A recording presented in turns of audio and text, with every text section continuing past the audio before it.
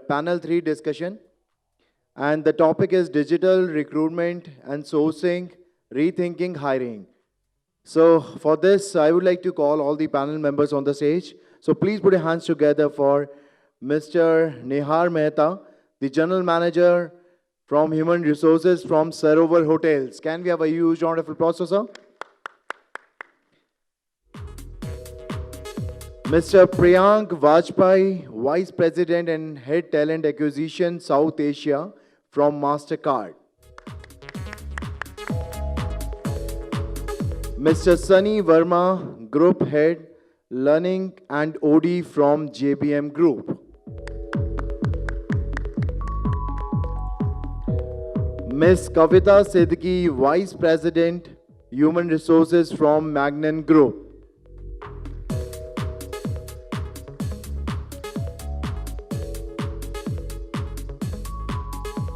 Now, please put your hands together for our moderator, Mr. Shwet Awasthi, HR Head from NDDB Dairy Services.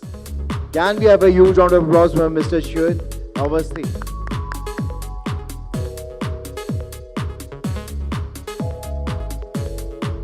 So I would like to welcome all the panel members. So now we would be starting our panel discussion.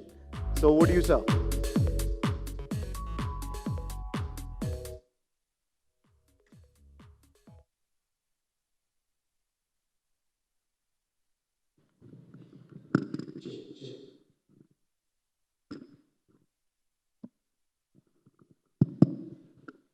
Hello. Yeah. Okay. Welcome all, and thank you, Cynics, for organizing this program. And the topic is very interesting today. It is digital recruitment and sourcing, rethinking hiring. Now, when I think about this from a perspective of a human resources professional, and we have also got an OD and an learning and development specialist over here.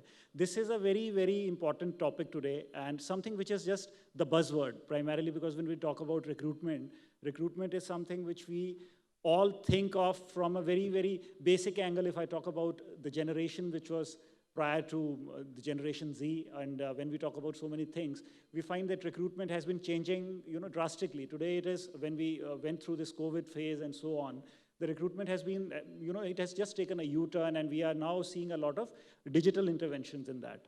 Having said that, I think I have got a very eminent panel with me, and I'll just introduce the panel with you. So I have got Nihar Mehta. He is the General Manager HR with Sarovar Hotels. Already the introduction has been done. We have got PRIYANK VAJPAI, the Vice President and Head Talent Acquisition South Asia for Mastercard. I have got Sunny Verma, the Group Head Learning and OD for JBM Group. I have got Kavita Siddiqui, and she's the Vice President Human Resources for the Magnon Group.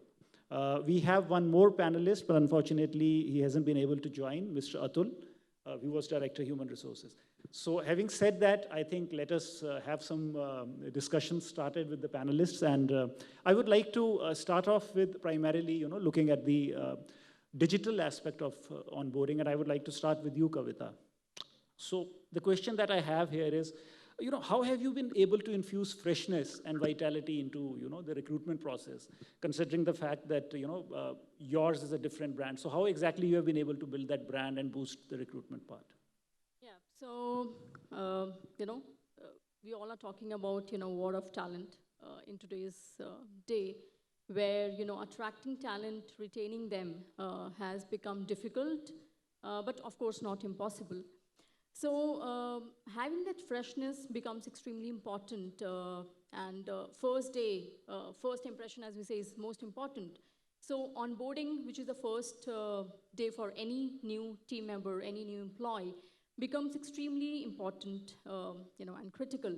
So having that, wow factor on the very first day of, for anyone, even for me, if I join a new organization and the experience is amazing, my first decision will be like, oh, this is the company where, I really want to stay for long, or, it was a right decision that I actually decided to accept an offer. So what we have been doing, so we are into advertising, and virtual onboarding has not been very new for us, because We have team members who work from different locations, and at each location, HR is not present. So hence, it was always there in pre-COVID for us. So giving that, feeling of belongingness from day one for each new recruit is extremely important. Having that wonderful, experience first half of the day when, the HR is taking care of the onboarding process and all of that. Post which, first 30 days, 60 days, and 90 days are extremely important. So what we do that, we align a buddy. So there is a buddy lead, a friend, to whom, the new team member can actually approach and is a go-to person for everything.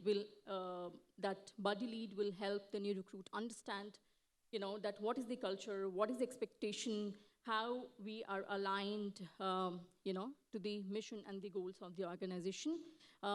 We do have, HR orientation, HR induction, but HRs are generally considered as one of the very serious people. So, they're always more comfortable reaching out to their colleagues, their peers, and having that one-on-one discussions. We also do a lot of, virtual discussions, virtual training, virtual touring of the office, so that, they feel, they understand, what kind of environment, they are actually working in. So that becomes they feel part of the organization in spite of they not being present in that main office. So that is few of the things that we do. And then having a session with the managing director, C-level people, their own, PMs, making them understand, how are they going to carry out their, day-to-day task and all of that. So these things, there are few things which we do. Yeah. Are you also developing any new kind of strategies to, attract the right kind of candidates in your organization? Yes. So and anything which is different from the normal that is being followed? So I would not say anything very different or very unique, but attracting and retaining talent, which is super important. So first thing is that, we prefer retaining the top talent that we have in-house, because they are the biggest brand ambassadors. So retaining them becomes extremely important. And then we also have a lot of, employee stories, which help even the potential candidates to understand the culture of the organization. Because these days, especially the young generation, they just don't go for job, but they actually go for experience. And that experience is very, very important. So how to get to know about the experience without even joining an organization? So best way is to talk about the stories of the existing employees, the testimonials which we can put on the, social media, because this young generation, they are, quite tech savvy. They all want to be on the social media. In fact, most of the time, even while attending, meetings or traveling, social media is something that we all are there. So we do a lot of branding, I would say. We do a lot of talking about our brand through social media, through our existing employees. And then we also talk about employee value proposition. We talk about not only within internal meetings and boardrooms, but also promote it on digital platforms. Yeah. Wonderful. So what we understood from here is that there has been a lot of initiatives that have been taken. And so now, Priyank, I would like to just move on to you. Just like to understand that what kind of new technologies you have been leveraging for onboarding employees as such. Okay, hi. Good afternoon, everyone. Mastercard is a technology company. We are the ones who are moving your money while you're sitting right here. So we are known to be a technology company, so it's very natural for us to create technologies around recruitment, around onboarding, around learning and development, the whole life cycle of an individual who joins us. And some of the technologies which we are leveraging, and I think most of us are now, and the question is, why now and why not earlier, or why not tomorrow? Why can't we wait for it? The point is pretty simple. It's a cutthroat competition outside. If you really want your right employees to say, and you want to obviously create the environment which they will love to come back to every day. And it starts with day one. We all remember our days, and especially mine, probably with 2 decades doing talent acquisition. I remember that first day we would only spend time in filling our peer forms, filling our nominations, filling up this.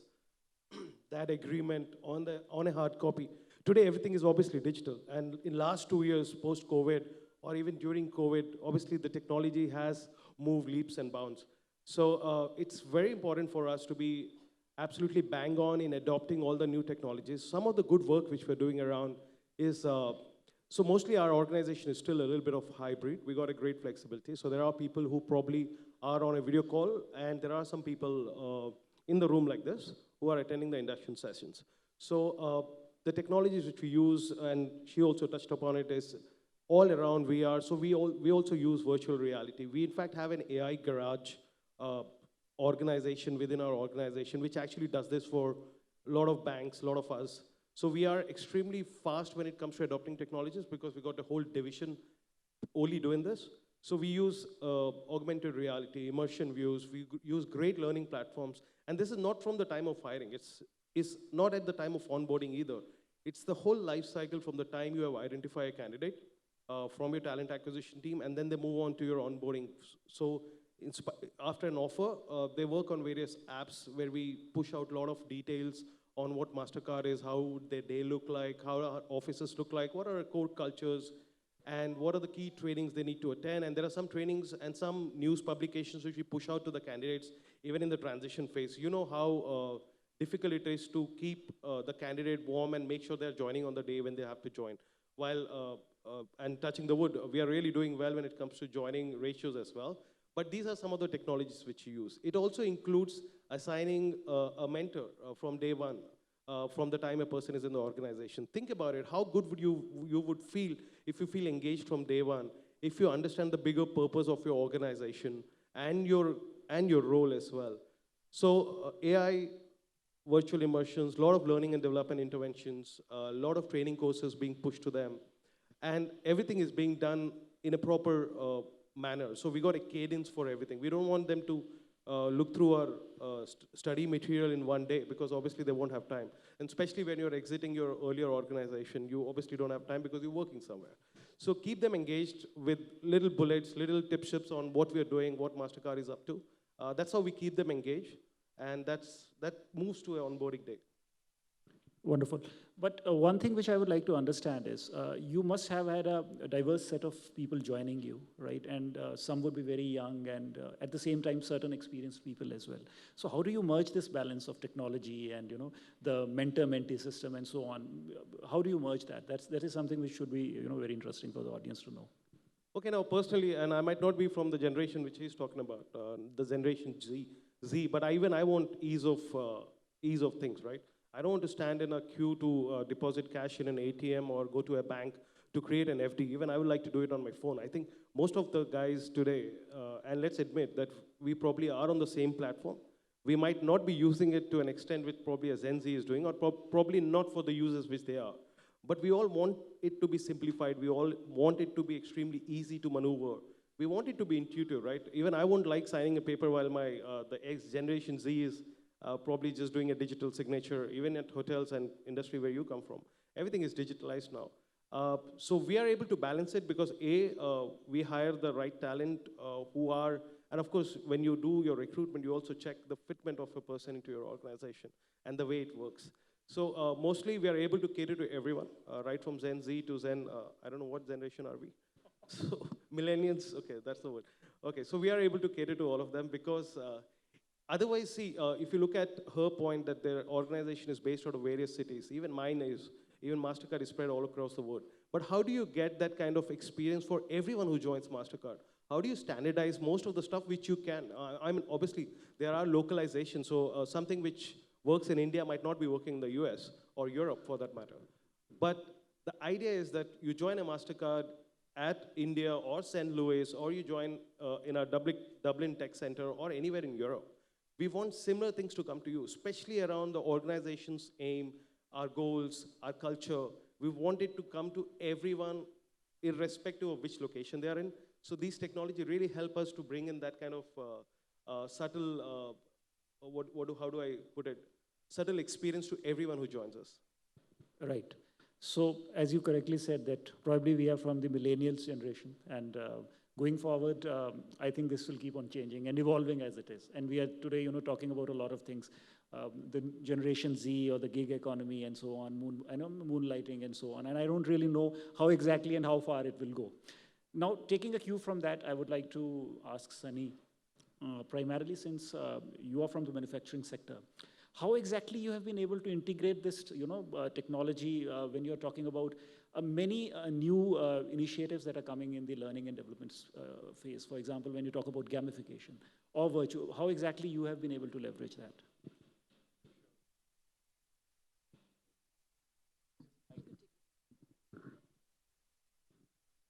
Hello. Hi, everyone. So yes, I think I want to answer that in a fashion that, I'm talking about an organization which I joined last year, and I was amazed to know that in all our 70 locations, the induction is happening in 70 different ways, which means that starting from an hour to 5-day, let's say. So there was no standardization, no uniformity in terms of, forget about the execution of it, but in terms of the design of it also, in terms of the content of it also. And top of it, even the data which was being used was different at all the locations. So somebody's saying that we have 70 manufacturing plants, somebody's saying 55, somebody's saying 40. So that was the genesis of me looking at how to standardize it and how to create something which be uniform for the group, the way we call it, one team, one dream. So that's how I started talking to a lot of players whom I used to work with earlier in my career with respect to getting technology, with respect to people development, induction, onboarding. And that's how we created these pieces using virtual reality, augmented reality. There is something called as mixed reality. And the latest is what we call is extended reality, which is a mix of the previous three. So every year you find some new tech word coming in with respect to reality, missing the actual reality which we all are facing. So I would say that that really helped us in terms of creating those pieces, those bites of induction, which is uniform. Just stating an example, a person joins my organization, let's say at a place called Hosur, or let's say maybe in Germany. So by using the virtual reality kit, they both are experiencing the same level of induction with respect to the organization. And then we have used it, kind of fused augmented reality with respect to the message from the leaders, promoters. So the whole idea is to get that thought, common between everyone. That's one piece. Second is to make it really engaging for everybody, and not just talking about millennials or Gen Zs and Gen X, but for anybody and everybody who joins in. I mean, gone are the days of boring PPTs where you join in and the entire one day you are just sitting and listening to a monologue, where you are not getting half of the things, but still you are, as a polite new joinee, you are admitting to everything which is being thrown at you. Now the time is to kind of explore it yourself. That's how we created these pieces of gamified versions of induction where, through a game, you can understand the organization, the culture, the values, the people. And that's the most interesting way of doing it. I think not just this, virtual reality, augmented reality, gamification, even e-learning for that matter, to creating certain bits of competencies of your organization for that level and let that person explore it. So learning at your own pace, at your own convenience is something which people are looking for. And when I say learning, I'm not just restricting it to capability building or development. Even with respect to induction also, we talk about it. We are talking about onboarding, and in the context of onboarding, I think it starts these days, today, if we talk about, we used to talk about it as a future thing, but the future is now. And it starts even before the guy joins you. I still, hear stories from organizations where the D-Day of the joining, we came to know that the guy is not joining us, where it has to start from at least a week or 10 days before, where he's getting inducted on all the things possible, and he's ready not just to deliver, but to be acquainted with the culture, with the people on the day one. So that is something which is possible through technology. We have, communities of new hires, where, the cohort of these people who are joining in, they're talking to each other, sharing ideas, asking questions, maybe, to the HR, to the organization. And I think this all is possible through technology. Having said that, I would say that let's not get bombarded by the technology which is coming our way, but be wiser enough to choose what is best for our need. A lot of time has happened, there's a lot of abuse of technology, and we just get carried away with using this, that, and everything. But I think the approach should be that what is your need, what is your requirement, what are the challenges, what kind of problems you want to solve with the technology, and be very clear with that, instead of carried away and trying to bring in everything. Thank you. So that was my next question, actually. I just wanted to understand, how do you develop a human connection? Because all this technology is fine, and at the end of the day, people would also like to explore it and understand it. But how do you build that human connection? Because that is also very important, specifically in your sector. So I'll tell you, when we talk about technology, when we talk about whatever we are bringing in the name of technology, we say we still need human beings because of the emotional and creative input. But trust me, it will take not more than 10 years to bring even emotions and creativity in that so-called robot, where you think you don't even need a human being, but that's not true. Human touch is very much important, because at the end of the day, we are driving, talking to human. We are driving humans. So that element of human touch is very, very essential. You just can't leave it on the technology or the systems. It has to be driven in terms of those two pieces of creativity and emotion, which you have to bring in so that you can make the other person feel welcomed in that so-called culture of your organization. And that is prime, especially with respect to onboarding. Okay, fine. So I think the takeaways were very clear in this discussion, that you need to leverage technology, but at the same time you need to build a human connect, because I think HR is all about that. And today, when we see that there's a lot of, we keep on talking about attrition, we keep on talking about people not being satisfied, and a lot of other things. So recruitment also, and talent acquisition primarily, also means that you need to retain talent. So therein the entire concept of the talent management part comes in, but I think that is something which we'll discuss on a later day. Now, I would like to move on to you, Nihar. And a very important question would be that when we talk about your industry and primarily coming from the hotels, how do you sort of retain talent? Because from our understanding, there is a mass chunk which keeps on moving around and which leaves. And so when you're talking about talent acquisition, how does it actually work? Or from where I stand, I think that probably you are just on a hiring spree throughout the year. So how do you do it? How do you manage to retain people? Sure, thank you.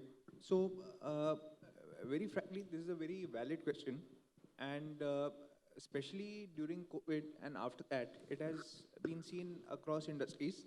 Hospitality has seen more of it in your face, where the customer comes and there has been demand for services, and if people are not around, then the hotels or any facility management suffers.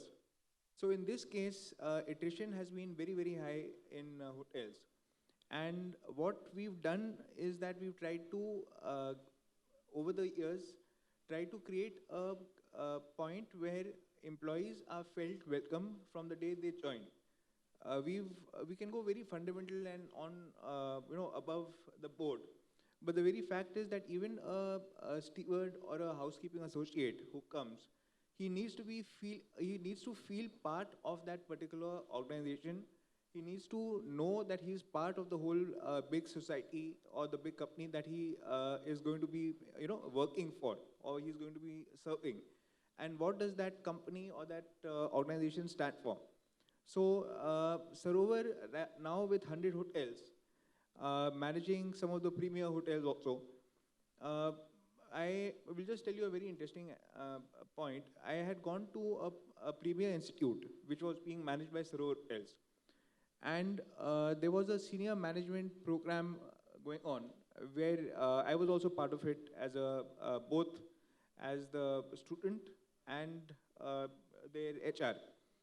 And the breakup of the work that was being done at the South Kozhikode was such that everyone knew what timings they were going to serve, what was going to be the role responsibilities. No one was going to be overstretched, and they were finishing the tasks at a very high lightning speed. Reason is that even these people at the staff level are getting more opportunities all across. They are getting opportunities from other industries also. One example, I had gone to PPR, and the PPR whole mindset, the staff in PPR has changed. When I asked them that how come the staff is so great, they are getting people on shifts. So people are now coming for a limited period of time. They're getting paid more. They're getting more perks. So how does any company try to retain their existing staff? Retention is a big concern, and at hotels, at staff level, from making them feel important from an onboarding point, from making them understand their statutory rights which are there, from being a very open organization, and to cut out the hierarchy in a larger way, where we have an open door policy with the general managers. The general manager should be approachable of the hotel. If that is not working, then they'll always feel very threatened to come to the senior management and approach them. And if the down the line staff and managers, they know that someone is watching over them, somewhere there is a a point where people are more careful while interacting with the junior staff. Also, we have pushed Sarovar hotels into engaging more with the junior staff as much as possible.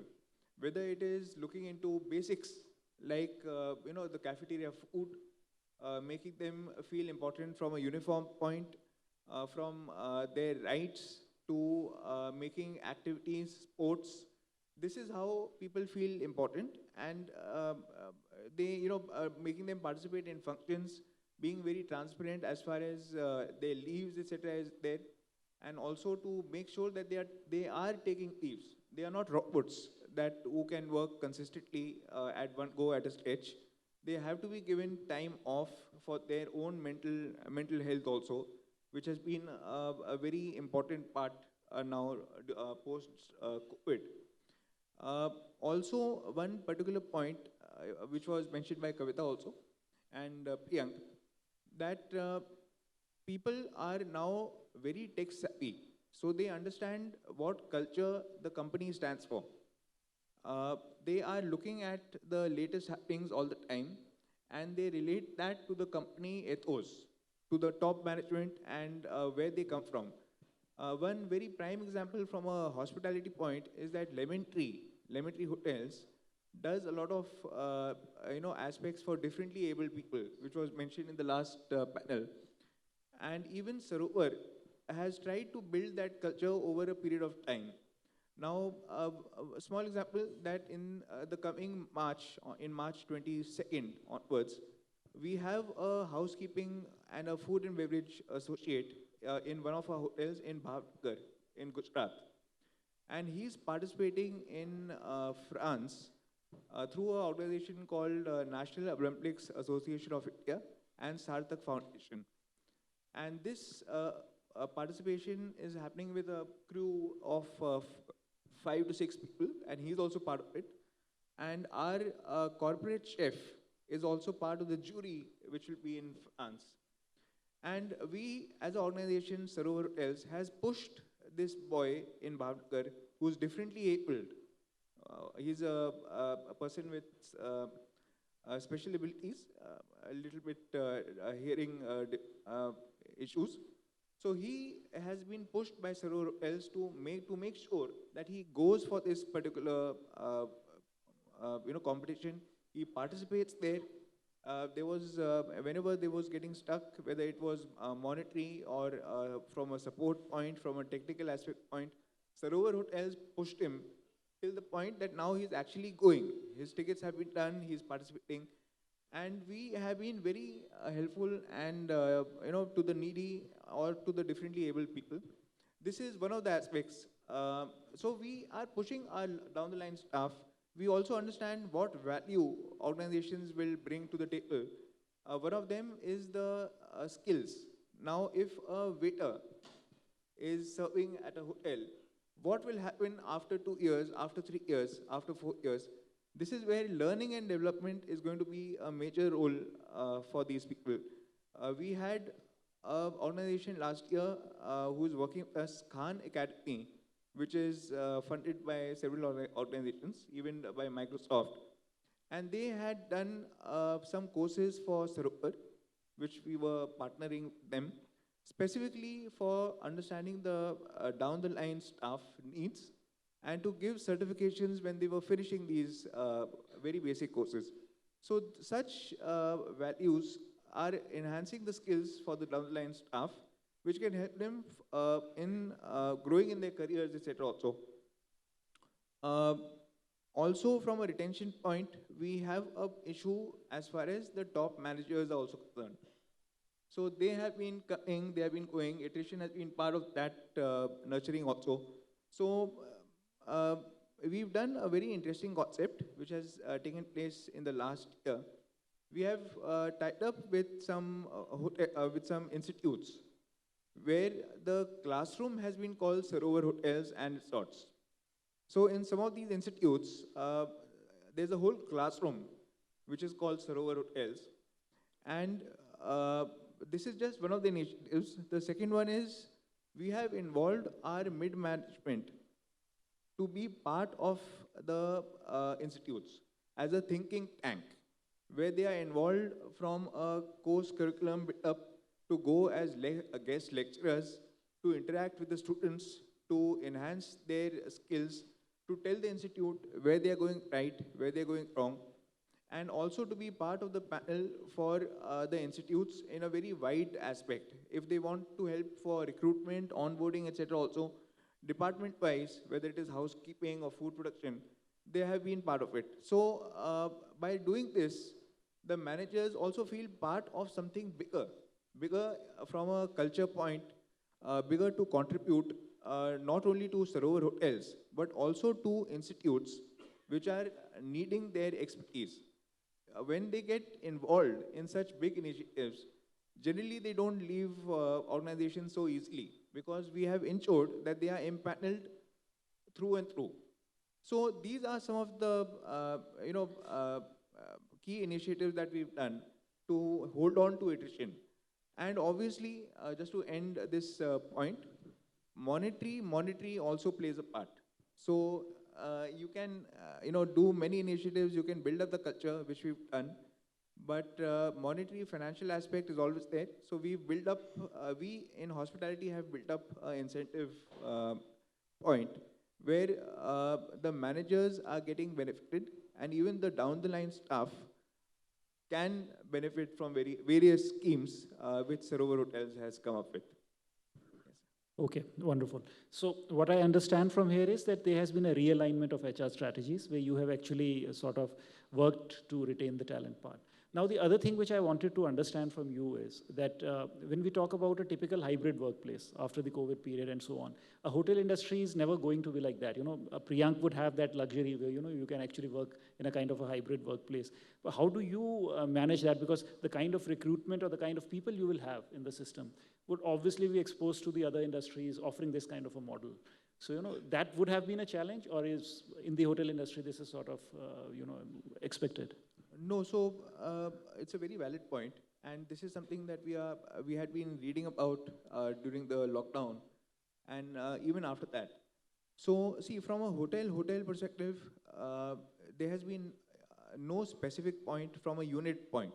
If there's a hotel in Solapur or there's a hotel in VAJPAI, that housekeeping associate or that down the line staff cannot take off and be at home or work from home, because the customer is walking in. He's walking in with his family, he's walking in himself, and he will need to be serviced accordingly. So it's been a catch-22 situation where we cannot get into a work from home aspect from a hotel point. So it's typical how other hotel industries and other hotel companies have also dealt with. We've dealt with it month by month, case by case. But no, there is at a hotel level, we don't really have a hybrid work from home model. So it is as per the coming and working and then delivering what the customer wants.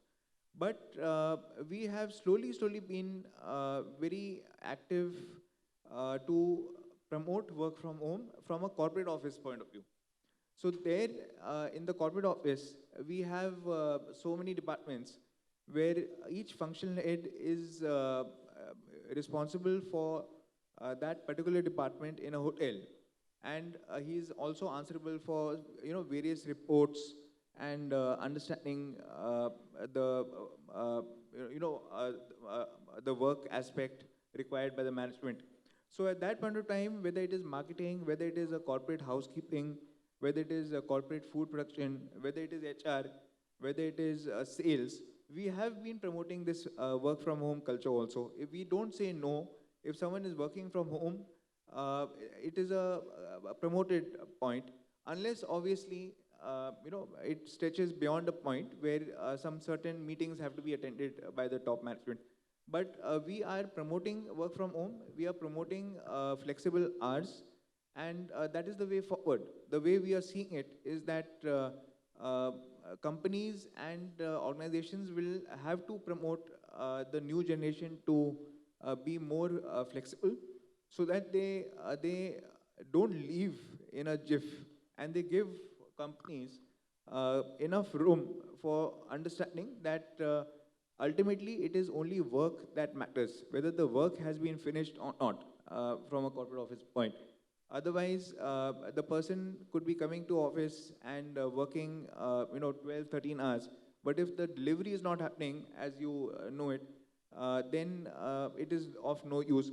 But slowly work from home is also going to be 50-50 as per me going forward. Thank you very much. So I think we had a very healthy discussion where we spoke and covered a lot of points.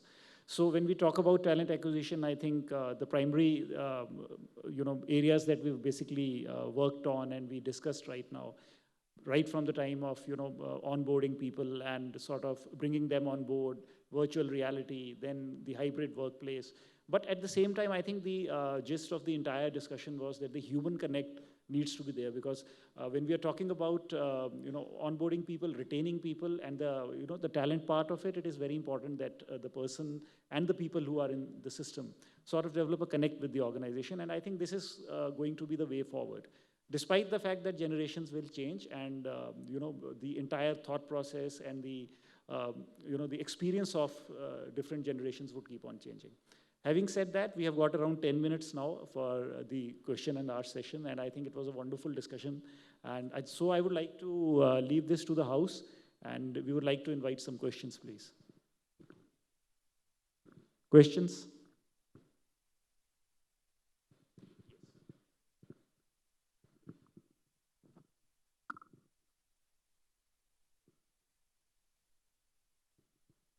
Good afternoon, I'm Sangeeta Parameswaran from Blue Star. It was definitely an interesting dialogue, conversation amongst all the panelists.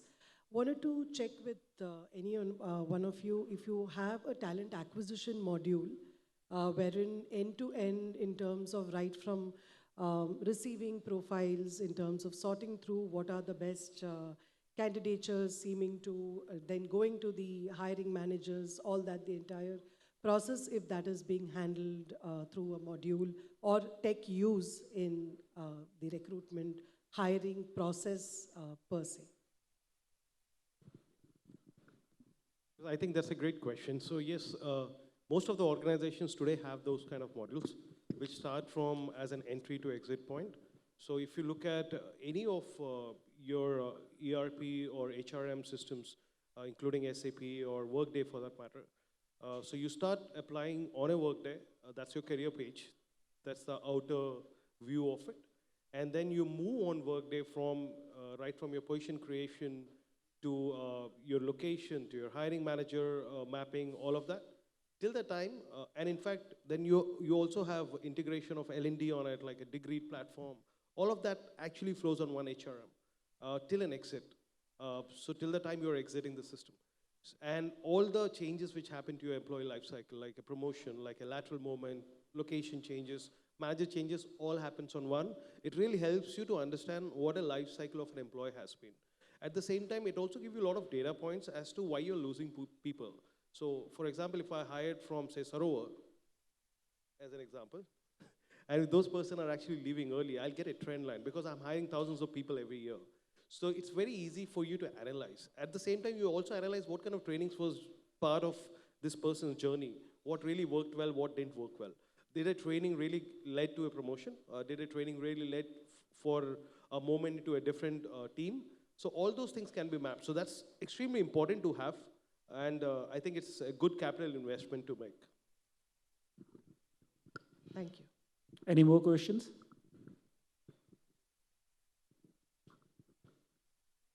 I think she wants to ask something. Can we have the mic for her? We have one more at the back. My question is to the one who's working in Mastercard. Now, when we are hiring technology people, they already have 3 offers in hand.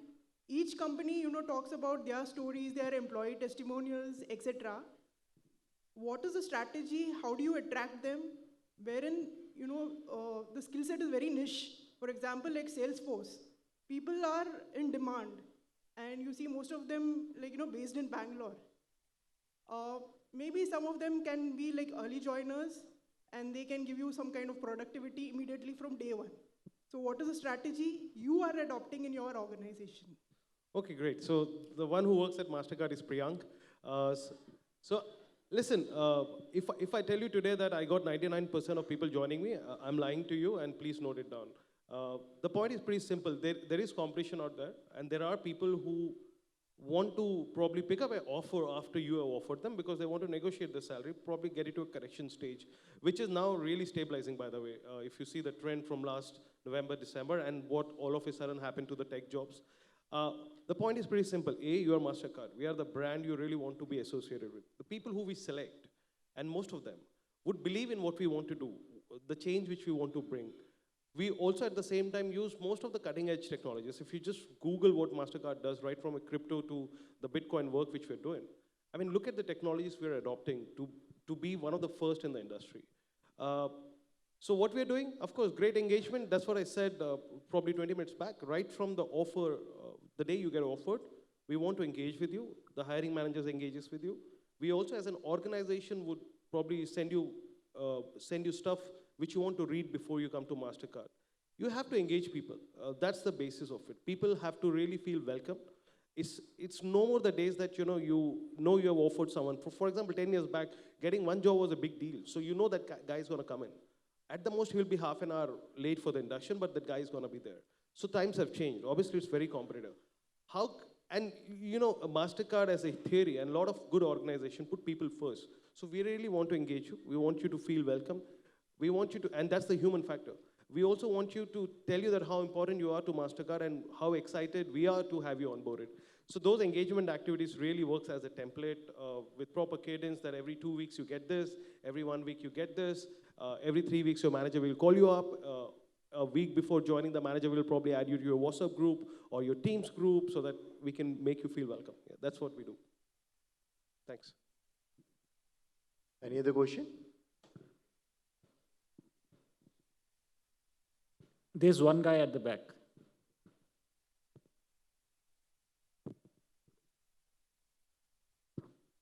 Hi everyone, my name is Himanshu Mahajan and I'm coming from FireEye Technologies and I'm working as a lead in learning and development vertical over there. So my question to any of you who could answer that, I'll be really happy to have an answer.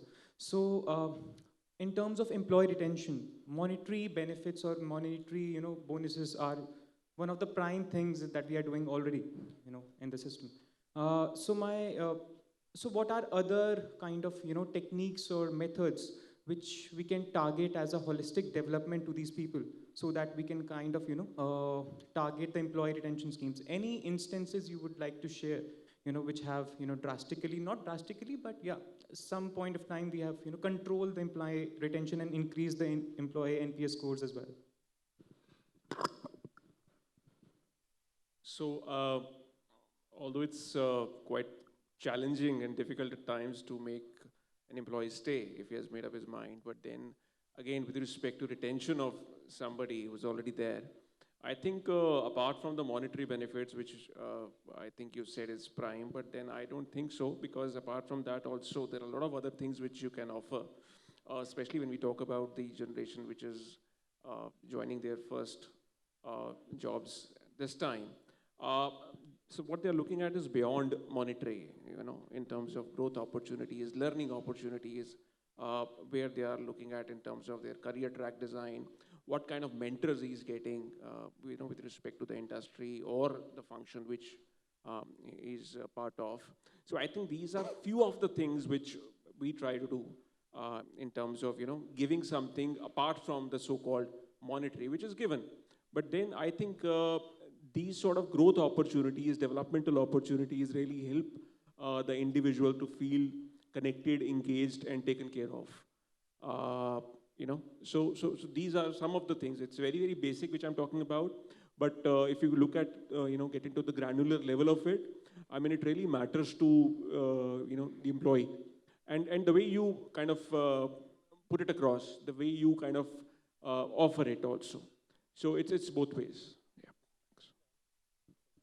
I'll just add to your point pretty quickly while he's the L&D expert here. But listen, not everyone is leaving for money. Especially in technology world, they're leaving for newer technology because they know the previous technology will become obsolete. So learning and development really helps there, because then you're able to forecast what kind of technologies. Not everyone can do it, but you know what kind of technologies might be used for what kind of products. So you start focusing on how you train your employees so that you keep them engaged. And you also ensure that they know and they're aware that we are spending so much on their learning because we want them to be future ready. Technologies, especially in technology, it's going to be obsolete in every 2 years. You see batches and batches of people losing jobs because the technology is no more in process. So the more that you invest in them, the more job rotations in terms of, organizations like us can actually move you from one end of the other globe to the other end, okay? So that's the opportunity which you have if you're the right guy. So that's where L&D really comes in picture. Understand the pulse, what's changing in the market, what kind of technologies they can develop, how interactive the technology can be, so that people start loving doing a training instead of a monologue. So yeah, those are the things. That's what I would recommend. Thank you. One thing I would like to add here. So what we do, so instead of taking exit interview, of course we do that, but we also try to do a stay, interview with our team members. So before even a team member deciding to move ahead and move to another organization, if their challenges are addressed at the right time, that moment will not come, the time will not come for them to resign. Because all the time it is not monetary. Yes, monetary is one of the reasons, but not all the time. There are a lot of other reasons that these days employee, decide to move. And, end of the day, we are working with human beings. We do define policies. We do have a lot of things which needs to be structured and needs to be standardized, but since we are working with humans, so we as an organization we also need to be flexible in our approach. We need to understand why exactly that particular team member has decided to move on, and if it's there in our capacity to address that challenge, and if it is viable for both the parties, if it's addressed at the right time, people do stick around, team members do stick around. Yeah, thank you. I'll just add a point. See, there is this term that has been there called HR business partner. So what does this mean? That from a typical HR manager or assistant manager, deputy manager HR, he is now participating in the business, which means somewhere he also has to do the typical HR work, and he also has to be a partner in running the business. It could be in looking into appraisals, evaluations, going with the staff to that particular places of business, talking to the vendors, creating some interesting points so that the vendors also do more and more business with the sales team, and they are more sales driven, getting the sales team on board and retaining them. And also from a hotel's point, many of the top managements or the mid management, the general manager of hotels, are dealing also with customers directly. It could be vendors, it could be customers, and functions, and keeping the hotel afloat through business. So to bring them on board and give them good incentive targets, where if they achieve a certain number, they also get a certain percentage. So that keeps on the interest afloat, and they also feel very much part of that whole business that is coming to the company. So that is also something that can be done, which Sarovar has done at the hotel level.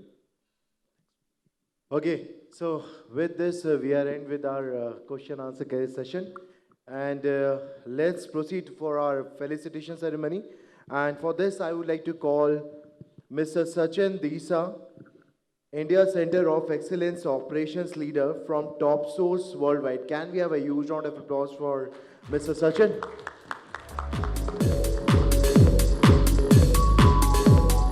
And now, I would like to call Mr. Nihar Mehta to facilitate him. Can we have a huge round of applause for Mr. Nihar? Mr. PRIYANK VAJPAI.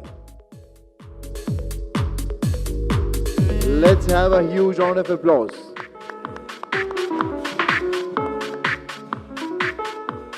Mr. Sunny VERMA.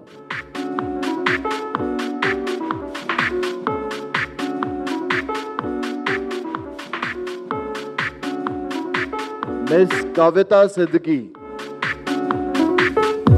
Come on guys, let's give them a huge round of applause.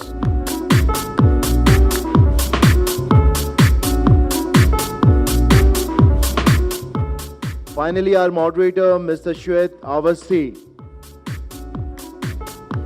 Let's give them all of them a huge round of applause.